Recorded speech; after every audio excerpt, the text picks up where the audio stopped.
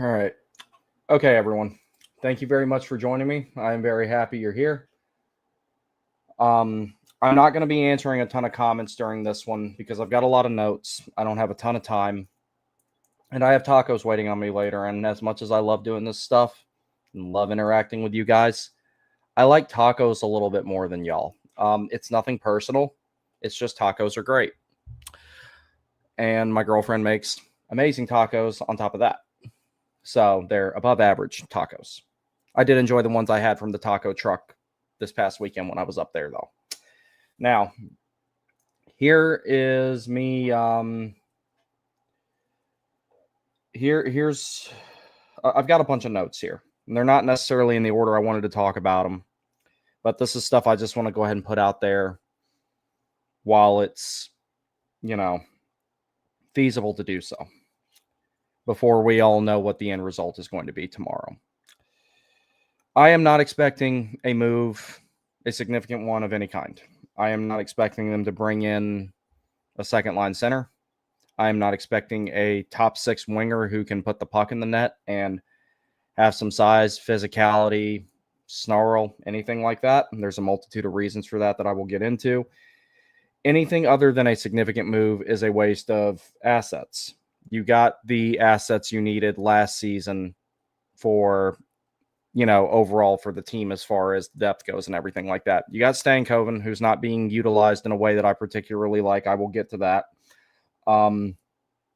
You got Jankowski, who was a 13th forward, who's now in the lineup more often than he's not. Considering how KK looks kind of checked out, I think maybe that should be the case going forward. I'm going to talk a little bit about why I think KK should actually be, gone this time around. And considering what Nicolas Waugh just went for, that shouldn't be a problem. I wouldn't bother expending any assets whatsoever on anything depth related. If it is not someone who is going to be a legitimate impact player, then you might as well just hold on to what you got because you don't have a ton of picks this year. And it's just not really going to be worth it. So I would just hold on to anything unless you're getting something significant back. And when I say significant, I mean of the caliber of, at minimum, Vincent Trocheck. Now, here's where I'm really having a problem with the way that the front office is doing things. You cannot hold your cards forever and never go in. And there's a multitude of reasons for that. In this case, Aho is already 28. Slavin is 31. Those are the guys that the team is built around. You are running out of time to win with them. Before you know it, Slavin missed a lot of time this year. This is not going to be the last time that it happens. Dealey, I know, but it's just like the problem with it is I'm just basing it off of the reality of how Rod is going to go about things.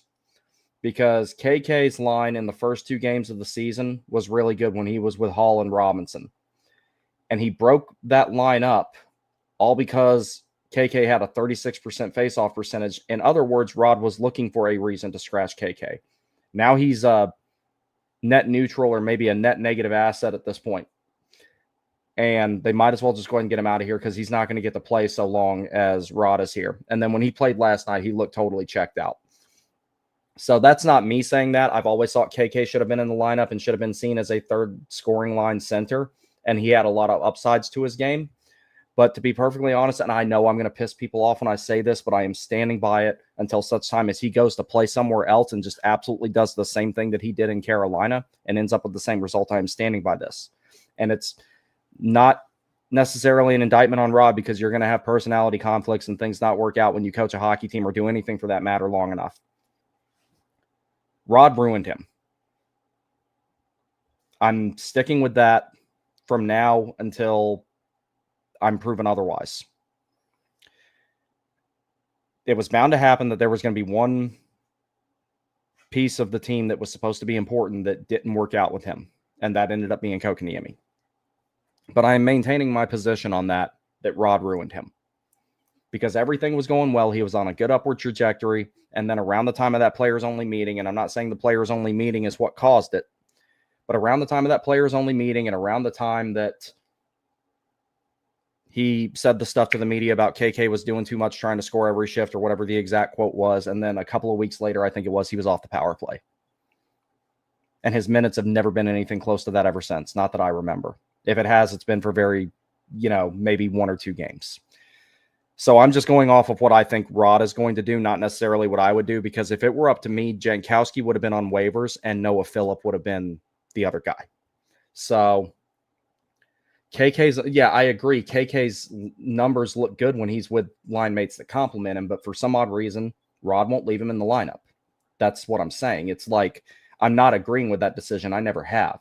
But at this point, he's not even getting to play, and he's taking up $4.82 million of cap space. You can't rearrange the entire team to it's and Haggerty, that's a good point. I'm going to get to all that too, but let me get back to my notes here, because like I said, I don't have super long to do this. I've got maybe an hour.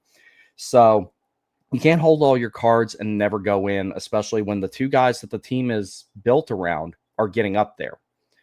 All of these playoff runs with no result, especially when you get to brutal third rounds like the Hurricanes have had,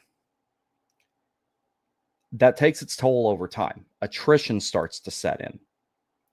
It's like hockey players don't get a ton of time off, and it's going to get worse next year with the season starting a little bit sooner in the 84-game schedule. Hockey players don't get a ton of time off before they have to start training again. They get about 2 weeks if they make a deep playoff run, if that. So,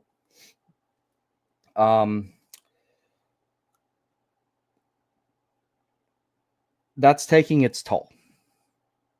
One brutal playoff game is about as arduous as 2 regular season games against mid or bad teams as far as what it does to an individual player and how much it takes out of them.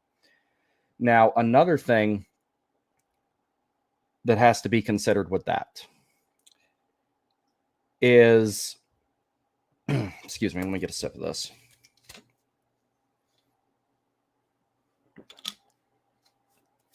Another thing that has to be considered with that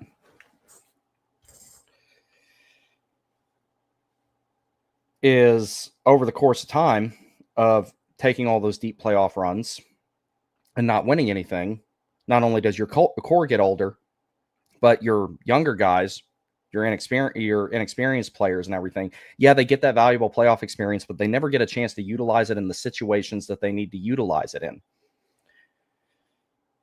That's going to take its toll, because the Canes have essentially gone with almost the, minus the 2024 exits and everything like that. They've gone with a very similar dynamic to every single playoff season, to every single playoff, every season, and gotten similar results. It's been on a feedback loop since 22-23.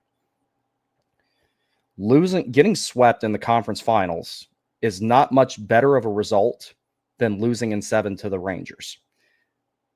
You played 4 games, you lost them all, so that's more attrition on you for absolutely no result.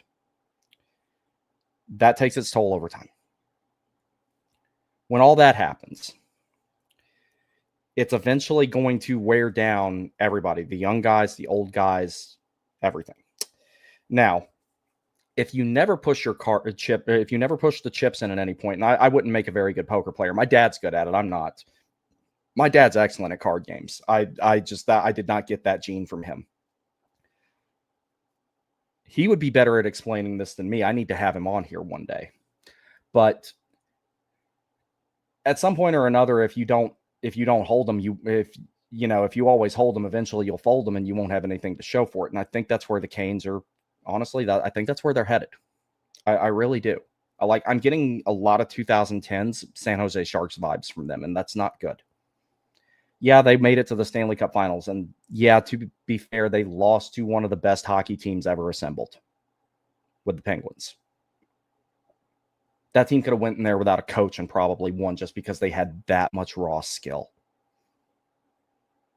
I could see a similar result happening to Carolina if they made it to the Stanley Cup Finals and had to play the Avalanche, for example. That could happen.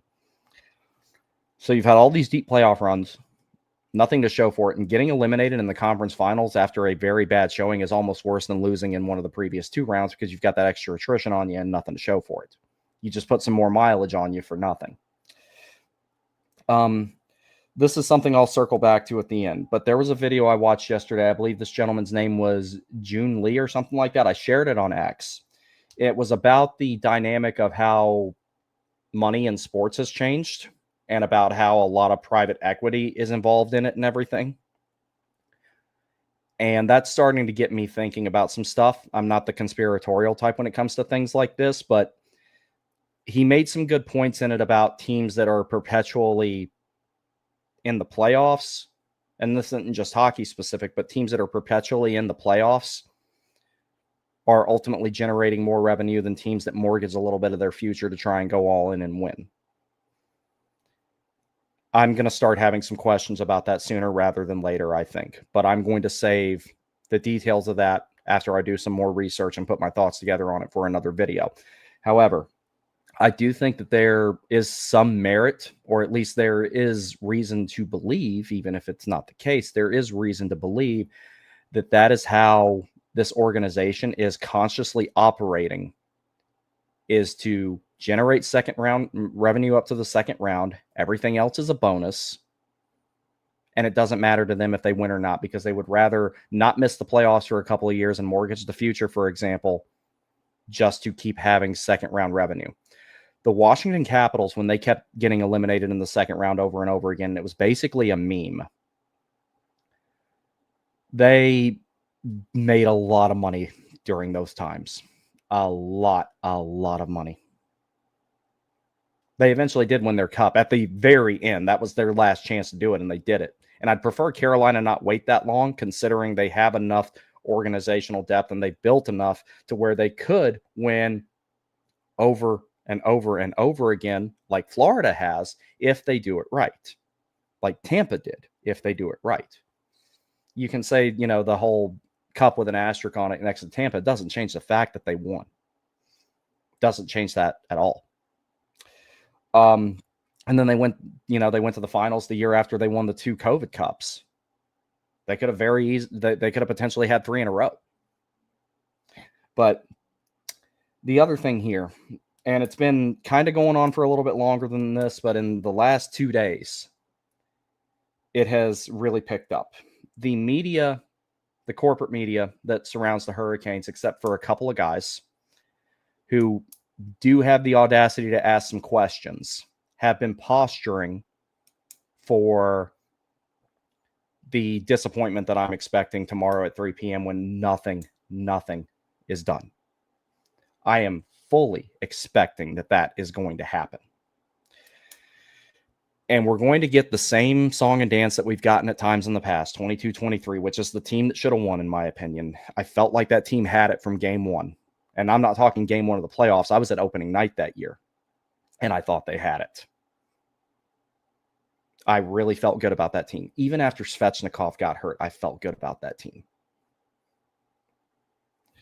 I'm fully expecting the corporate media, or as I like to call them at this point, the state-sponsored media, to just totally toe the party line, tell you that everything is fine, that there is nothing wrong, the market was too thin, the assets to be given up were too great, which to some degree that is true when you're talking about trying to acquire someone like Robert Thomas. You do have to consider shipping out someone like Alexander Nikishin. Now, do the Canes have enough assets to pull it off without doing that? Possibly, but it depends on Armstrong saying yes and Robert Thomas saying yes with him having a full no-trade clause. So it just kind of depends. It looked like potentially Robert Thomas was going to Buffalo 2 days ago, I think it was now. And it didn't happen because they took Owen Power off the table, if the reports are accurate. Now, back to KK for a second. This is the time to go ahead and get him out of here. He is paid a decent amount of money and not doing anything. I have stated in the past, and I maintain my position, that I do not agree with how that is being handled. I think that if you can replenish some of your picks that you would not have otherwise this year, which are going to get traded back for more picks any damn way, you might as well just go ahead and pull the trigger and get him out of here if a good opportunity comes up to do it. But he's negative trade stock right now primarily because of how much he's been scratched. Now, whether you want to say that that's his fault or Rod's fault is irrelevant. Simple fact of the matter is he's not been playing his stock to be valuable, to get traded, to fetch good things. coming back is gone. So at this point, they would be lucky to get, I don't know, a second and a third for him. That would be the high end at this point. Maybe a contending team gives up a first for him if they need, a third or a fourth line guy who has shown flashes in the past that he is a capable player. In addition to that, if KK is not traded this time around for the good of him and the organization and everybody's sanity, because everyone is firmly entrenched on their positions on it, whether they are fans or within the organization or whoever they are firmly entrenched on what their beliefs are with him, and it's just time for that saga to end. Just get it over with, get him out of here. He needs a fresh start, I think. The org needs a fresh start.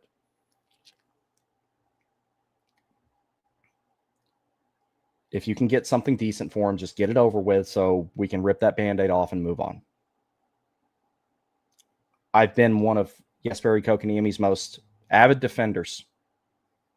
I would say in the top 5. The way that he's been utilized has got me questioning the way that this organization does business. A lot of it. Now, there's also the dynamic of, it was just a revenge offer sheet. That's all it was. He was never meant to play here. He was never a good fit. I don't agree with that either. If he had never played well, if he'd never had long stretches where he'd played well, that would be one thing. But people are just absolutely forgetting how good he was for the second half of the 22-23 season and in the playoffs. The Jesper Fast Dick goal does not happen without Jesperi Kotkaniemi. Yeah, Fast did he did the painful part of that process to get that goal scored. If he even felt the thing with the adrenaline that he probably felt from that moment, because I was there that night. That was the first playoff game I'd ever got a chance to go to, and it was electric. It was absolutely electric in that building. I'd never heard it so loud. I've been in there hundreds of times, and I've never heard it that loud, not once. I'm surprised my ears didn't bleed. It was just as loud outside in the parking lot. But it's just time to move on from that for the good of everybody. Now, Trocheck has been talked about a lot. Here's the best part about Trocheck, and we kind of saw a similar thing with Gostisbehere. Since he'd played with Carolina before, Trocheck is a very quantifiable asset. You know what you're going to get. I'm okay with bringing him back for the right price and not selling the farm to do it. In-division tax is most certainly a thing. They skirted it a little bit with, getting K'Andre Miller because it was a sign and trade, and they shipped off a couple of picks and a guy who is probably not going to stay in the NHL.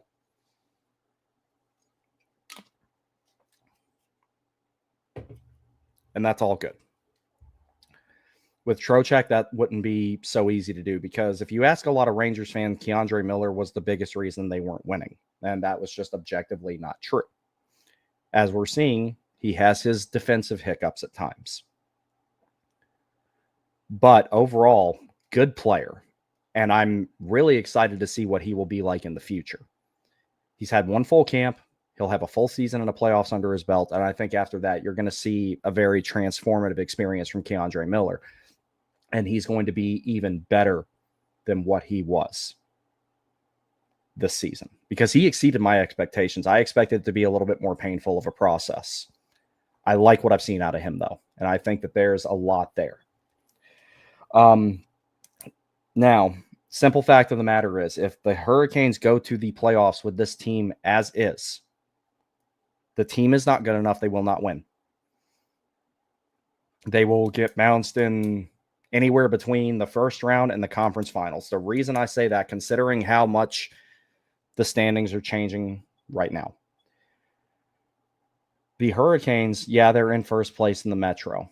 They have a much tougher first round waiting on them than they've had in a while. You're going to face a tougher team than you have with the Islanders of the past, the Devils of the past, the Bruins of the past. You are looking at something that's going to, regardless of who they play, whether it's Buffalo, Montreal, Detroit, not Washington, should they manage to still get in. Whoever that first round matchup is, Carolina will probably win. but that team is going to take a bite out of Carolina. Especially if it's Buffalo, Montreal, or Detroit. That team is going to take a chunk out of Carolina. They are going to take a huge chunk out of them. I have a feeling it's going to be a lot like the 2021 series against Nashville. Nashville would not go away, and they just absolutely drained Carolina. They took a lot out of them before they went to the next round, and Tampa absolutely destroyed Carolina. It was relatively embarrassing how bad that series went. Yeah, they were way over the cap because of the Kucherov thing. Yeah, you don't have to worry about that anymore. But at the same time, if you don't build a team that can beat everybody, you aren't really trying to win. And I don't feel like that this organization is doing that. I have no reason to believe otherwise. Now, to talk about Stankoven. I like Stankoven a lot. There's a possibility of him being a Jarvis caliber player. That's a little, crazy maybe.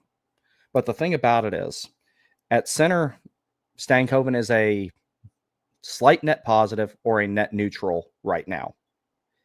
On the wing, he's a much more effective player, in my opinion. He's one of those guys you want shooting the puck a whole lot because he's got one of the best shots on the team. You want him on the tape a whole lot more. That's more time he's spending in the offensive zone forechecking. Less time that he's having to focus on the heavy defensive responsibilities of a center. And that's someone I want having the puck on his tape a whole lot more in dangerous areas. There's times where he drives play really well. There's times where he generates great rushes, clean entries, but he gets pushed off the puck quite a bit because as good of a skater as he is, and my firm belief is he's the best skater on the team. And I'm not looking at that strictly from a speed standpoint because Ehlers is the fastest guy on the team. I'm looking at that from a standpoint of stupid camera. I'm looking at that from a standpoint of edge work as well. There's a lot of situations he can skate his way out of. But when he can't, it is bad. There were a couple of situations like that last night even. That was the whole thing about it.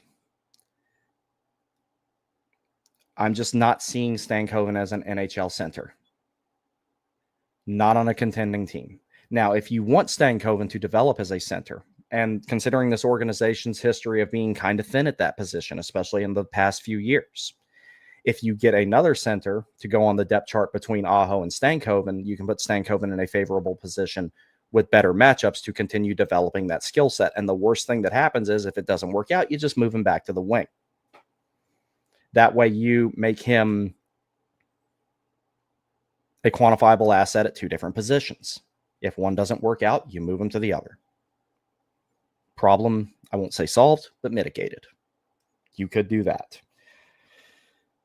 Part of the love for Stankoven being at center is because this team had developed such a anybody but KK mentality. A lot of the fans had, people in the coaching staff, I believe, had developed this mentality. Anybody but KK there. Anybody but him. And it's automatically better. Different does not mean better. New does not mean better. Yes, Stankoven fits in with the system a little bit better and meets the demands of it at both ends of the ice better than KK does. Sure, that's fine. He's not a good fit here. That's fine.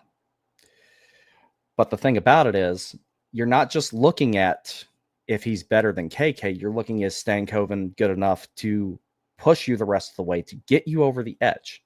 Is he good enough?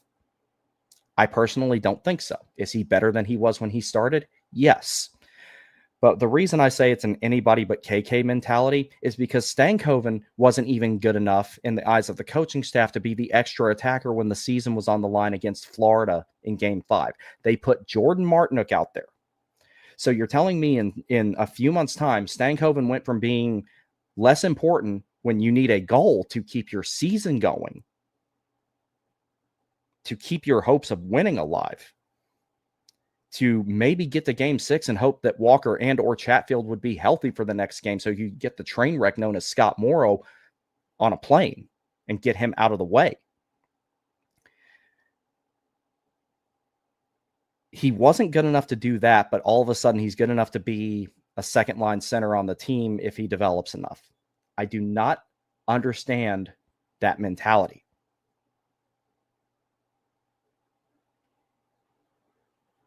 If he wasn't good enough to be the extra attacker in that situation, what makes you think that a year later he's going to be ready to take on those responsibilities? And Stankoven plays above his size. And like I said, I think edge work and speed considered, he is the best skater on the team.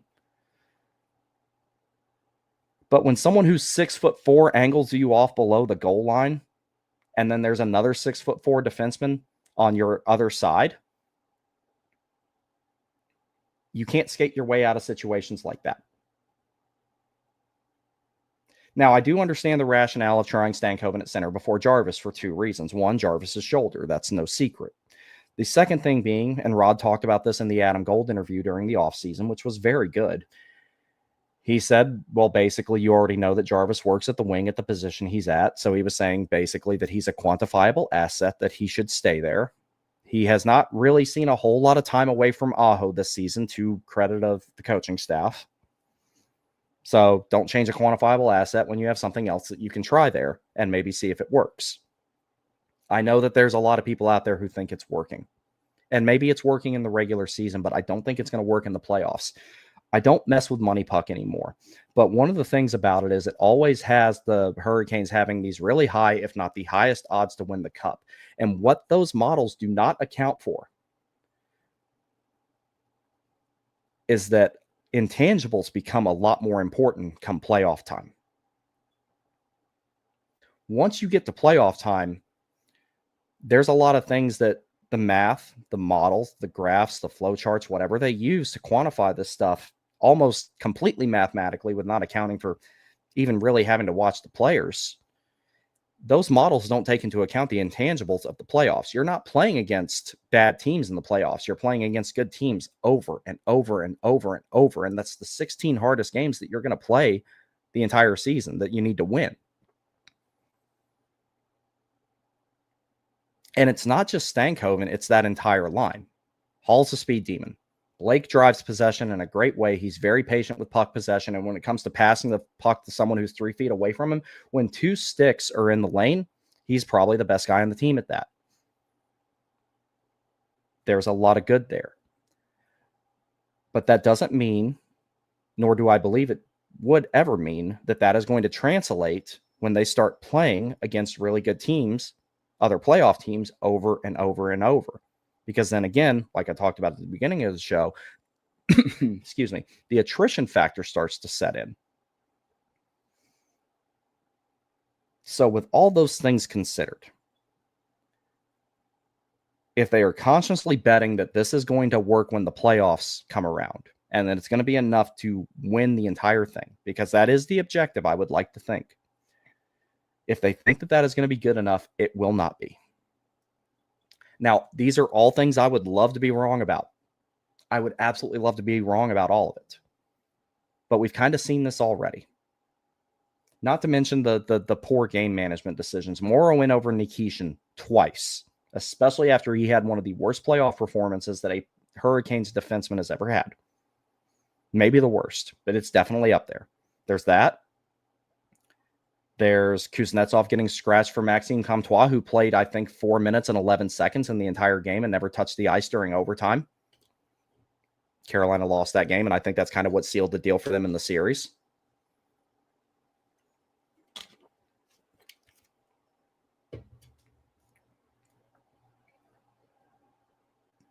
So, all that considered, I do not think the team is good enough. They are wasting the dwindling amount of time that the two guys that the team is built around have, being in their prime and being effective players. The Slavin and Chatfield pairing, there were some things I saw out of that last night that just kind of goes back to what I was talking about. Slavin is not used to having a defenseman with him who's defensively minded like he is, not since Pesce was around, and that shouldn't be that way anyway, because one of the things that makes Jacob Slavin great is his ability to generate zone exits, and primarily through outlet passes. Chatfield's not one to get up ice very quickly like some of his partners of the past, Hamilton, DeAngelo, Burns, etc. They're parallel with each other a lot on exits, as opposed to having a kind of a stagger where the other defenseman is already up ice, helping to generate that neutral zone transition, helping to make that breakout happen faster.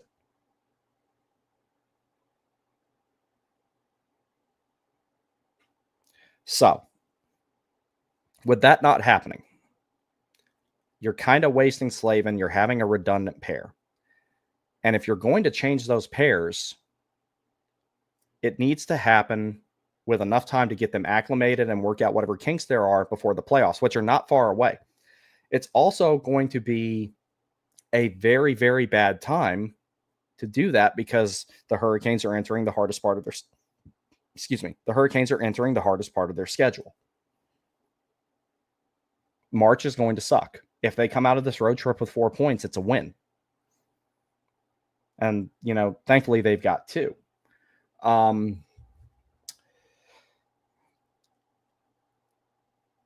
So hopefully they win one of the 2 games this weekend, maybe get 3 points out of this weekend. And then honestly, it's successful because I hate this term, but it was applicable when they played Seattle. That's what we call a scheduled loss. So that is just my feelings on the matter. But unless they make a significant move, and I'm not talking about bringing in Sam Carrick or anything like that. I'm talking about at minimum Trocheck. If they don't do anything like that, the Carolina Hurricanes will go into the playoffs as a paper dragon and they will get torn up. And it is not out of the realm of possibility that it happens to them in the first round. And if anyone who thinks that can't happen, I would like to remind you, and I was very plugged into this because I lived up there at that time. The fans up there, the team, the media, all for Washington, saw Carolina as a formality. They thought they were going to walk in there and beat them in 5 or less at worst. I remember I was skating at MedStar Capitals Iceplex because back then they had pickup on Wednesday morning at 5:30. I used to go there every Wednesday and play. It was my favorite skate that I did up there. The day before game 1, I saw how that team, because they would walk in around the same time that I was, about an hour into my pickup game that I played there. You could see the vibe on their face. You could see how cocky they were. Reardon, Welton, you name it. Everybody there, the vibes were just high. And I watched those vibes disappear, particularly after Carolina won game 4. And then they got a little bit lower after Carolina won game 6. The morning of game 7, I was skating there because game 7 took place on a Wednesday. And I remember Todd Reardon walked in and I looked at him and I had my old Hurricanes Reebok practice sweater on that I played pickup in all the time. I kind of looked at him and I smirked at him and I gave him kind of a fuck you look. Knowing that Carolina, if they could turn it into a war of attrition, which is what they did, would win that series. If you think the shoe can't be on the other foot and that this wouldn't be the time for it to happen, I heavily disagree with that. This can be that time where it's the other way. You play against a team like Buffalo in the first round, a city that has been, and I hate the Sabres. I hate the Sabres more than any other hockey team on earth other than the Knoxville Ice Bears. SPHL guys, you know what I'm talking about.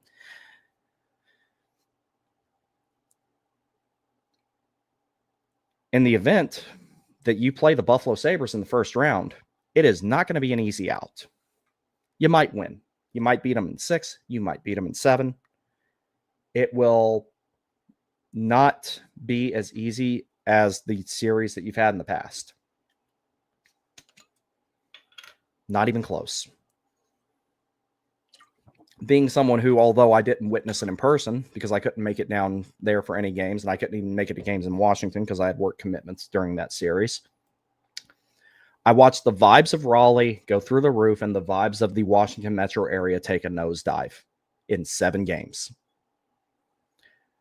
Their overconfidence was their downfall. They were like Hitler trying to invade Russia during winter. They really thought they had it.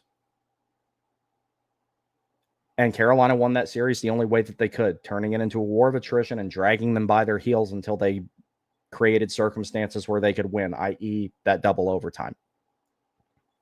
And that was truly an identity moment for the Hurricanes. And if you think the Sabres won't grab hold of that if they are given the opportunity to do that, you're sadly mistaken. As much as I dislike Buffalo and I dislike their fans, and I dislike them a lot, like I said, I hate the Sabres. I know what they are like when it comes to their hockey team. And they will show, they will show out. They really will. It will be difficult from a standpoint of what goes on the ice and off the ice to deal with that team. Montreal, January 1st, first game that I made it to this year. One of the things I noticed about Montreal, do they have a little bit of a hard time getting the puck back in the defensive zone? Yeah, but once they've got it, their ability to get up ice quickly, especially if Lane Hudson is out there with Suzuki, it was hard for Carolina to shut down. Aho had 5 points. He factored in on all 5 goals, scored 2, had 3 assists, and Carolina still lost. If you think that can't happen 4 times in the playoffs, again, I disagree. It absolutely could. And over the course of that series, you have a little bit younger, a little bit faster of a team in Montreal. They can turn every single game into a bunch of high-scoring affairs and win. Yeah, Carolina's winning high-scoring games at a pretty good rate this year, but look at how they're happening. They're happening because Carolina is giving up leads that they have never done before. They have never given up, not in the Rod era. A 2-goal lead was practically a death sentence, and a 3-goal lead was a death sentence against the Hurricanes at one point. They very rarely gave up leads. Once they had you, they locked down the neutral zone. They would deny entry a lot more aggressively, and they would just keep doing that until the final horn.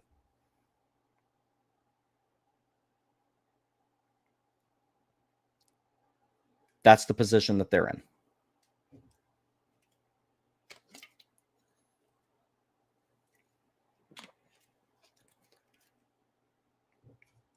So there's a possibility you lose that. Detroit, I talked about this when I did the pregame show the last time that Carolina played against them. On paper, when you look at it, that middle 6 is scary. Again, high-scoring games could really favor them, especially if they happen,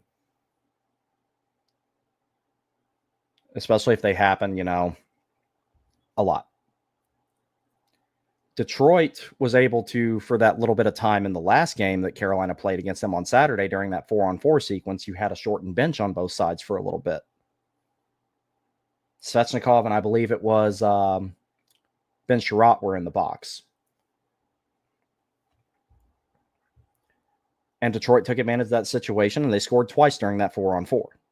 That's kind of a similar dynamic of what happens in the playoffs as certain players become more important and more impactful than others. The last thing that I'm going to say about this, and I'll do some of the comments before I got to get going.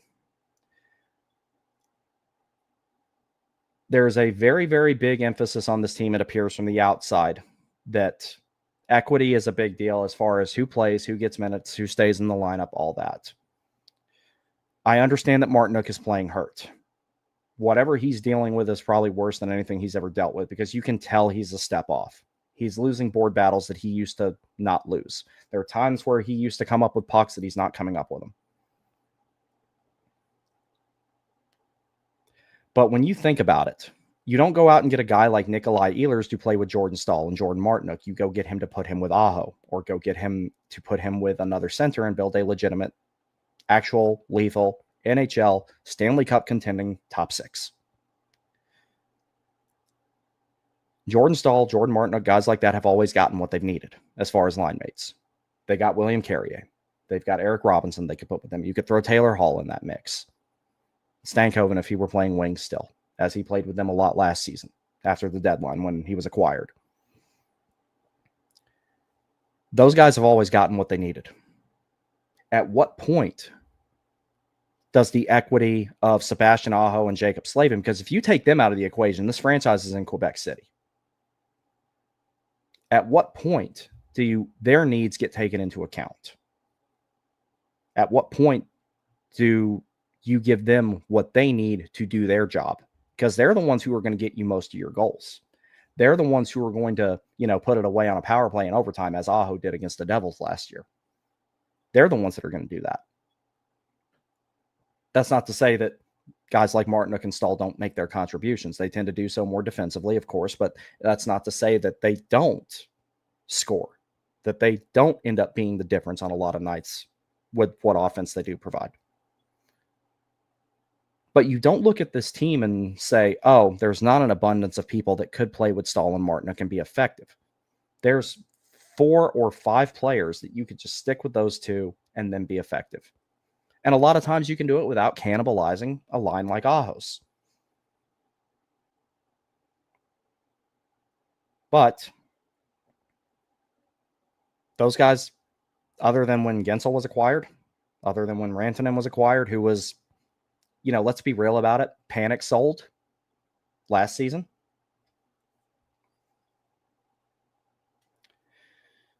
At what point do you get those guys what they need? The guys who are actually going to win it for you. Yeah, depth is important in the playoffs, but depth becomes important when you have the foundational guys doing what they need to do. And they are going to struggle to do that if they don't get someone else to go with them. So, until those things change, nothing with this team is going to change. Yeah, it's different personnel, slightly different circumstances, but ultimately the feedback loop continues.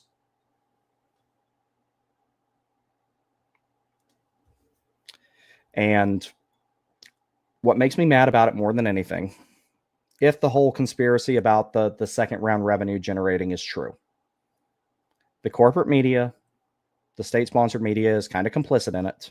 No, I'm not going to say kind of. They are complicit in it by telling the fans, regardless of whether they're a casual or whether they were sitting in 115 completely surrounded by road fans like I have been, and still sitting there taking their 7-1 ass whipping from Columbus or whatever it was. I went to that one last game, or I went to the last game of the season one time and that happened. I want to say it was 2016, 2017, whichever it was, whatever year it was that Wisniewski got hurt in the first game.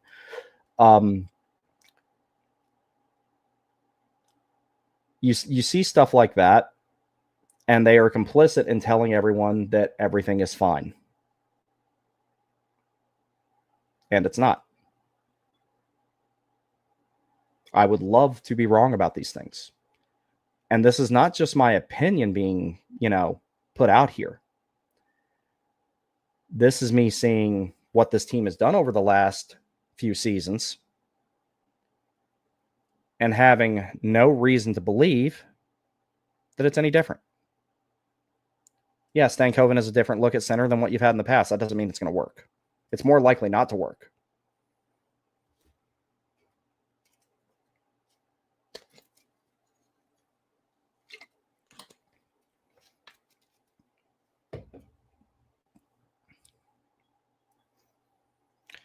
So we will see what happens. But as I stated, I am not expecting anything to happen. The Hurricanes will go in as a paper dragon. They will get slain very easily at some point, whether that is in the first, the second, or the third round. Whatever round they do lose, it's not going to be very interesting. They'll probably lose in 5. If it's the conference finals, maybe the second round. Maybe the second round, you could say between 5 and 7 they could lose. Or they might get embarrassed in the first round by a young, hungry, and fast team like Buffalo or Montreal, or a team that has a lot of experience, even though it's outsourced from other places like Detroit. Those things all could happen.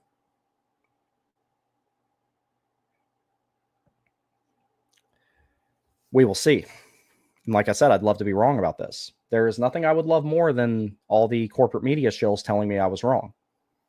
But the corporate media, and I hate to include Tripp in this, but I have to be honest about it. When I'm not sitting here trying to sound like Rush Limbaugh or anything, but it's just kind of the way it is. I remember last night on the broadcast, even though I was doing a watch party, so I had it on my headphones at a low volume, but I could hear how much Tripp was gassing Stankoven last night. And I can't help but believe that that's a dog whistle to say, this is what you have moving forward.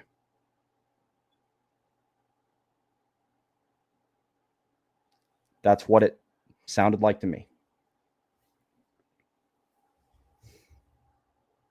So, one other thing about this, actually, I'm glad that I'm mentioning this now that I think about it. My friend Matthew was on the show last night, and he made a really good point. One of the reasons that you hold on to a player like Nikishin, for example. I'm not saying that they should if someone like Robert Thomas comes available. I've warmed up to that idea a lot. Is the Eastern Conference arms race that has been waiting to start has really started. The Islanders have Matthew Schaefer, and this guy is well on his way to being the next,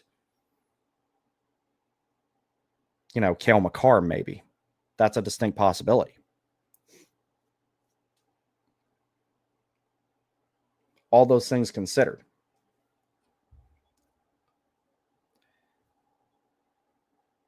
You have to have a countermeasure to a player like that. The way you counter a guy like Matthew Schaefer is having someone like Alexander Nikishin on your roster. The way you counter someone like Jack Hughes is to have someone like Sebastian Aho on your roster. The way you counter someone like, say, Adam Lowry out in Winnipeg is to have Jordan Staal on your roster. For every one player that someone else has that you need to have an answer for, you have one. And there is nowhere that I see that Carolina has an answer for the 1-2 punch in Tampa, for example, between Braden Point and Anthony Cirelli. I don't see one at all. Stankoven is unfortunately just not that guy, in my opinion. Now, Carolina stockpiling the assets that they have had them a little bit ahead of the Eastern Conference arms race that is now really kicking off. But if they don't trade some of those assets to get something that they need, that head start, they're going to completely give it up. And other teams in the East will start to surpass Carolina's core as it ages. And yeah, I understand that Carolina is building a new core right now as we speak. There's no way to say for certain that that core will be as good or better than the one you have right now. This is the best team the Hurricanes have ever had in terms of their core players. It's, 23-24 team should have walked right past the Rangers. Should have walked right past them. Didn't do it. So at some point, to go back to the whole pushing your chips in thing, you can continue to have all these late playoff runs, these deep playoff runs, add the attrition to it, never push your chips in, and you have nothing to show for it but a bunch of second round and third round exits. And then before you know it, Aho's 35 and he's rocking a buzz cut because he's losing his hair.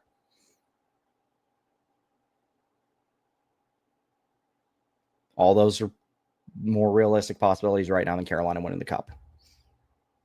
And a lot of people say, no, you go all in this year because Florida's not there. No, you go all in because you want to win. It doesn't matter who you have to play to get there. You build a team that you think can beat anybody. Like I said, all those models, all those analytics don't account for intangibles. All you can do is build the best team possible and then employ them in the best way possible on the ice and hope that you win. And they're not doing that. So, in that regard, I don't entirely blame Rod because the team is not good enough. That being said, when the team is good enough, should it be good enough by the time that we're talking about this tomorrow, he has to employ them correctly. Don't get Robert Thomas and stick him with Martinook and Carrier. Don't get Vincent Trocheck and stick him with Robinson and Hall. Have defined roles. Have clear top six forwards. I understand, kind of distributing the defense a little bit more evenly as they have done in the past. That's different, though. You only have 6 players to account for there. So you can have a shutdown guy, safety valve guy, and a puck mover, offensive type defenseman. You can do that top to bottom on the defensive depth chart, distribute their minutes relatively evenly 5-on-5, and that'll work. You have twice as many problems with that when you get to the forward group because that's 12 players. It gets a lot harder to do something like that with the forwards. So that is about all I have. As I stated, I will probably be live at, I'm thinking 2 o'clock tomorrow for the last hour of coverage on the trade deadline.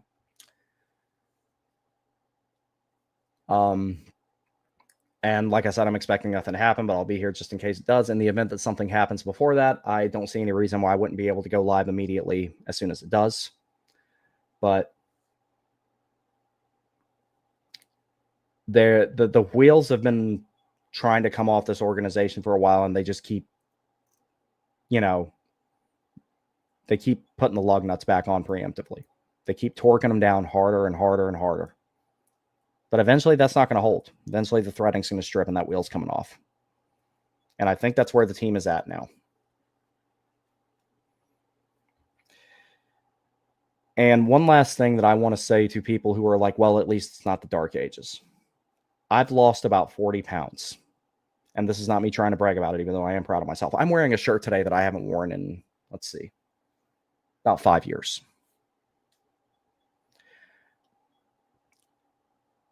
Just because it's not the dark ages doesn't mean that playoff purgatory isn't a thing. And just because I've lost 40 pounds doesn't mean I shouldn't try to lose another 20. Being content with anything short of winning the cup is mediocrity. And I just can't view it any other way.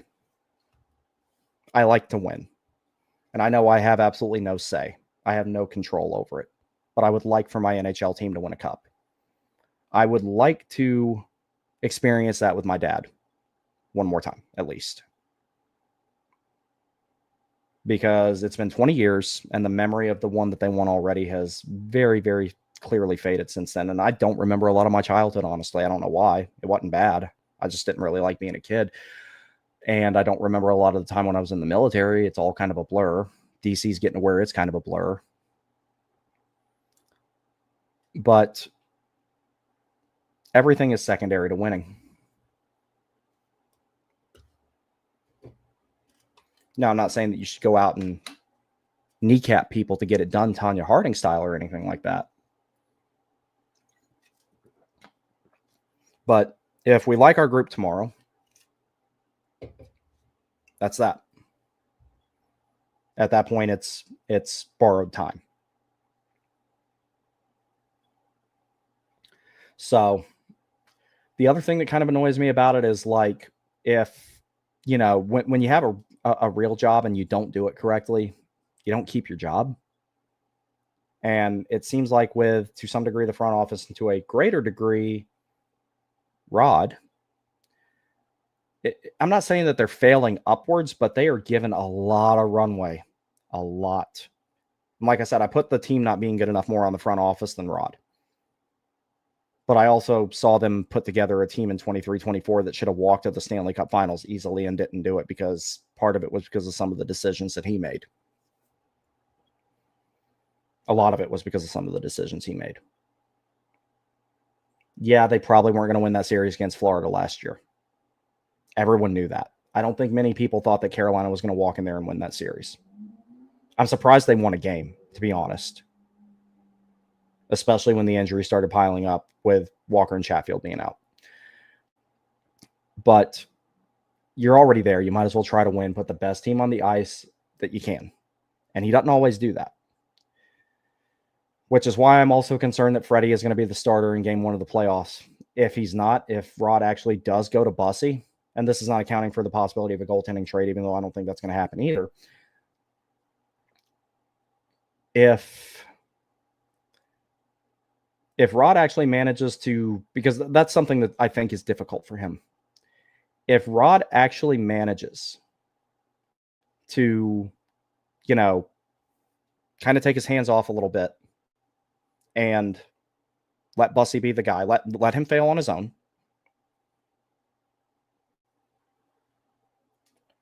If Rod can take his hands off the wheel, for lack of a better term, let go and let God, and trust Bussy to do that, that will be a huge step for him. His reliance on vets is not necessarily a bias thing. I think it's more of a fear of it not working out if the young guys go in and something doesn't work in that situation. I think it's more that. We saw what happened to Jack LaFontaine. I don't think that that's the case with Bussy at all, but just, for the sake of correlation and example. I think that if he can manage to do that, if he can manage to, take his hands off and just let that go for a little bit to see how it works out, that would be a huge step for him as a coach. But right now, this is just based on things that have happened in the past. I am very, very concerned that he is going to start Frederick Anderson in the playoffs, and that he'd have to lose a couple of games badly before he took him out and put Bossy in. I could totally see that happening.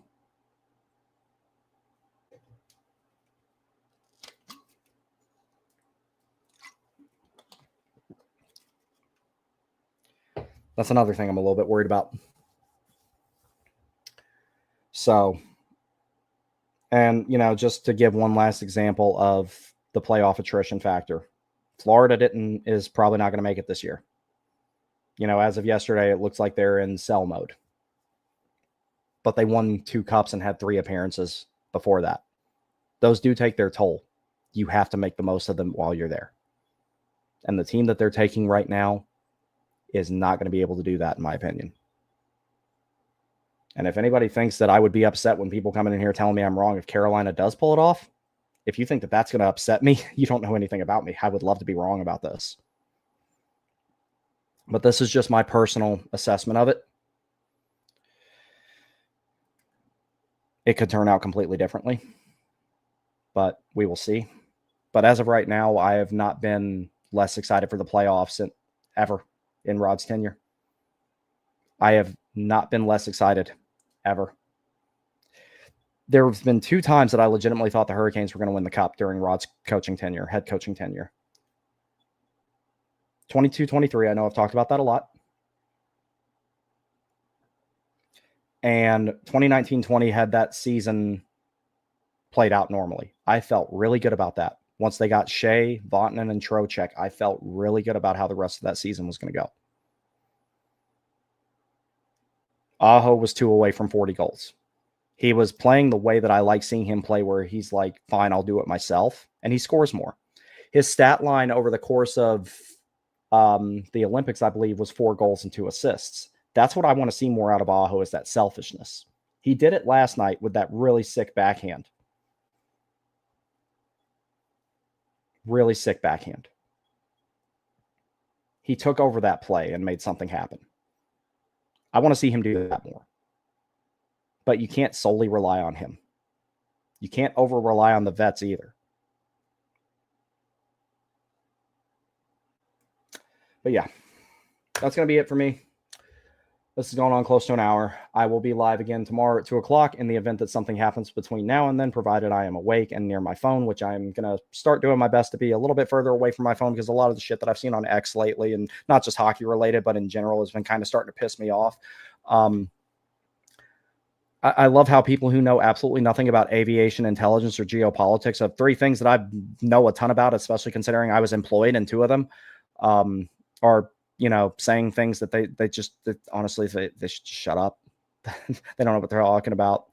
And the AI slop has gotten totally out of hand, but I'll never use that for anything other than a glorified search engine and to make memes. That's about it. That's about all I'd use it for. But I'm doing my best not to be pessimistic about the situation, but when I look at this from a realistic standpoint, from my perspective, I'm not saying it has to be anyone else's, I don't see a Stanley Cup winning team here for all the reasons I've listed during the stream, and there's probably a few more. So, all right, everybody, I'm sorry I'm not going to get to any comments. I'm really hungry. I'm going to go chill out for a little bit while my wife finishes cooking. And that's that. Y'all have a good evening, and I will see you sometime between now and 2 p.m. tomorrow, depending on what happens.